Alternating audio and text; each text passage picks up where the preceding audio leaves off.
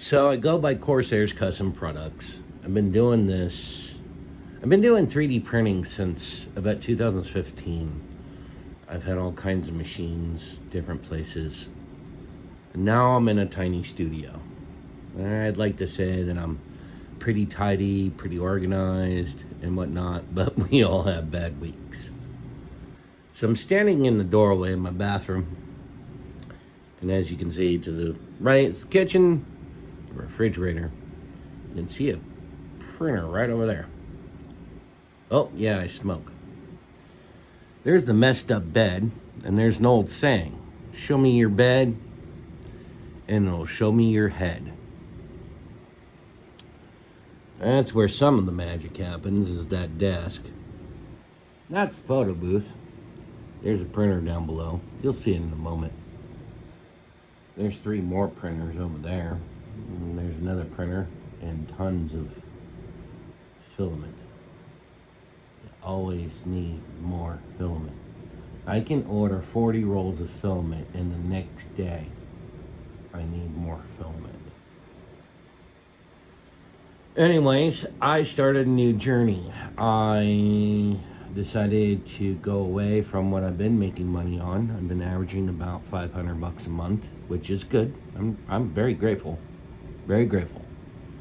But I decided to jump in the Etsy world and a few other worlds, the Instagram world, and now maybe hopefully the YouTube world.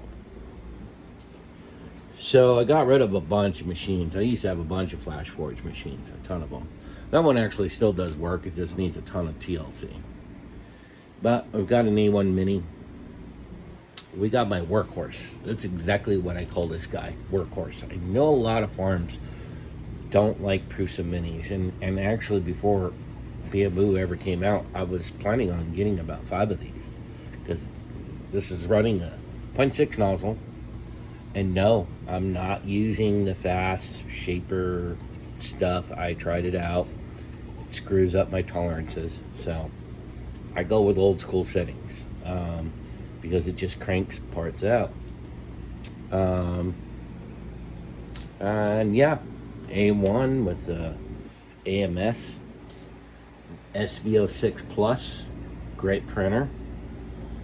Another A1 without an AMS. There's going to be another one mounted on the wall at some point. We got an A1 Mini.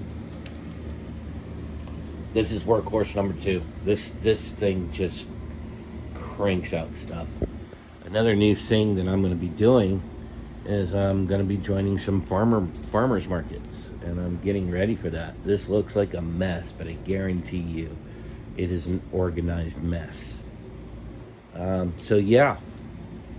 This is the life of a small, in a studio apartment. I live in a horseshoe.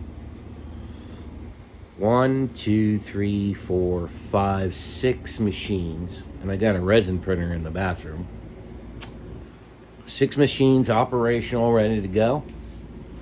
And then up here, for you old school guys, that's my very first 3D printer. It still works. If I actually had more space, I'd have it running because it actually prints extremely well. But yeah, for you old school guys, tiny little old school machine. Anyways, we're gonna do some more videos, but here's an introduction. Damn gentleman Jack. Here's an introduction. Small print farm. What I was doing before was just word of mouth stuff, and I was lucky enough to get my SOE on Google when I had a website. And I've got small companies that come to me and they have parts that are broke that they can't source anymore. I reverse engineer and draw most of these up actually in Tinkercad. I don't even use Fusion. Like, I do use Fusion, but this, yeah. And I make it stronger and I make it better. And like this part right here, $80 for reverse engineering. And what they ordered, I just know that I made an additional $140 in parts, and This is carbon fiber PET G, actually from bamboo. And this one was more with design work and everything. It was a $300 job. I think I printed out. This actually comes in pairs. They butt up to each other, but yeah, you know, we'll get into that next video. Corsairs out.